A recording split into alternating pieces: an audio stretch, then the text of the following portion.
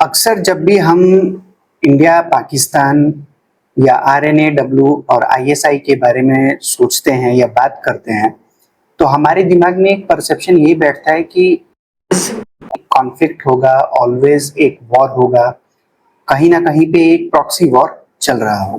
पर एक डिकेड ऐसा भी था जब आईएसआई और आरएनए के बीच में, या फिर यूं कहें कि आरएनएडब्ल्यू के जो प्रीडिसेसर्स थे, इंटेलिजेंस ब्यूरो कंबाइंड जो हुआ करता था, उनके बीच में एक ऐसा भी डिकेड था जब उनके बीच में कोलैबोरेशन चलता था, जब दोनों एजेंसीज मिलके एक साथ काम कर रहे थे।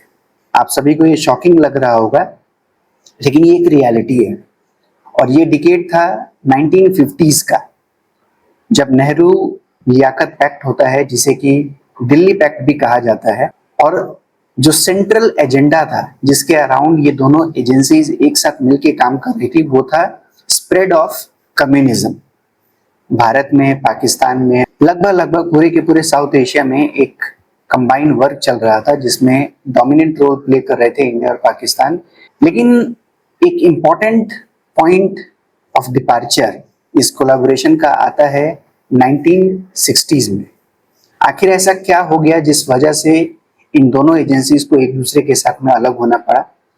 इस सेपरेशन के पीछे का जो मेन रीजन होता है वो नागा सेपरेटिस्ट लीडर होते हैं आगामी जापो फिजो। अब आगामी जापो फिजो के बारे में समझने के लिए हमें थोड़ा प्री इंडिपेंडेंट इंडिया में चलना पड़ेगा। हमें जाना पड़ेगा बर्मा के तरफ में, 1929-30s के तरफ में, जब इंडिया में साइमन कमीशन आता है। और उसी समय एक डिबेट उभरता है कि क्या बर्मा इंडिया का पार्ट होगा या नहीं होगा, कि बर्मा को एक एज ए सेपरेट नेशन के तौर पर उभरना चाहिए। आगामी जापो फिजो उस समय इंडियन नेशनल आर्मी आईएनए में पार्ट बने हुए थे। उन्होंने यहीं से इंस्पिरेशन लेकर ये सोचा कि नागालैंड को भी, नागा लोगों को भी एक अपना एक अलग राष्ट्र बनाना चाहिए। जैसे इंडिया के लिए आईएनए है, बर्मा के लिए बर्मीज नेशनल आर्मी थी, उसी तरह से नागालैंड के लिए भी एक अपना एक नागालैंड नेशनल आर्मी होना चाहिए। लेकिन उस समय ये आइडिया उतना फ्रैक्टिफाई नहीं कर पाया, क्योंकि उन्हें ये बात कह दिया गया था कि आपको आईएनए में ही रहना है, जो भी सीनियर और टॉप लीडर्स होते हैं। फिर वो थोड़े से डिसकंटेंट होते हैं इस आइडिया से। पहले वो रंगून में रहते थे, रंगून के बाद से फिर से वो नागालैंड में वापस आते हैं। अब जब नागालैंड में वो वापस आते हैं तो देखते हैं कि यहाँ की जो पॉपुलेशन है, खास करके जो नागा पॉपुलेशन है, वो डिवाइडेड है, Naga of India and Naga of Burma. और इसलिए अब ये तो पॉइंट पॉसिबल नहीं था कि दो जब अलग अलग जगहों पर अगर आप दो आइडियोलॉजिकल कैंप्स में अगर डिवाइडेड हैं तो आप एक सेपरेट नेशन कैसे बन पाएंगे। तो यहां से फिर जो 1950s में जो आईएसआई और आरएनएडब्ल्यू के बीच का हमें जो कोलैबोरेशन दिख रहा था, वो यहाँ से एंड करने लगा। और इस पूरे के पूरे एंड के सेंटर में आते हैं ये सेपरेटिस्ट लीडर। इन्होंने अपना रिलेशन डेवलप किया बाद के जो प्रेसिडेंट होते हैं पाकिस्तान, अयूब खान, उनके साथ में।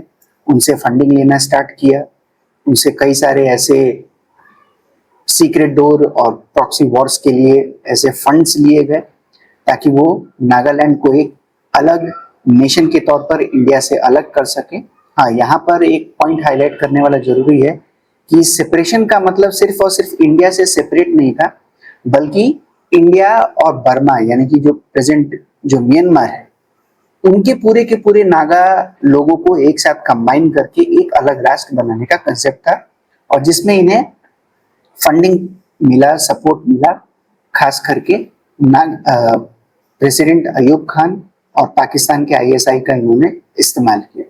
और इस तरह से जो 1950s में जो कोलैबोरेशन जो डेवलप हुआ, वो फिर धीरे धीरे करके खत्म हो जाने लगता है। फिर इंडियन एजेंसीज भी जाग जाती हैं धीरे धीरे करके। जो बांग्लादेश के जो बंगालीज थे, अफगानिस्तान में जो अफगान लीडर्स थे, बलूचिस्तान के जो लीडर्स होते हैं, धीरे धीरे करके उनको फंडिंग करना स्टार्ट कर दिया।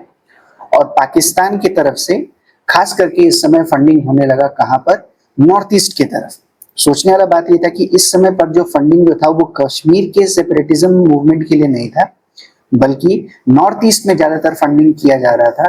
और खास करके नागालैंड में ये चीज हमें देखने को मिलता है, जिसके सेंटर में आते हैं आगामी जापो फिजो। तो इस चीज को हमने देखा है अपने एक मूवी में, एक था टाइगर, जिसमें हम देखते हैं कि कैसे इंडिया के द सो कॉल्ड RNAW का एक एजेंट होता है एंड द सो कॉल्ड एक पाकिस्तान की एक ISI एजेंट होती है, दोनों के बीच में प्यार हो जाता है, दोनों के बीच में कोलैबोरेशन एग्जिस्ट करता है।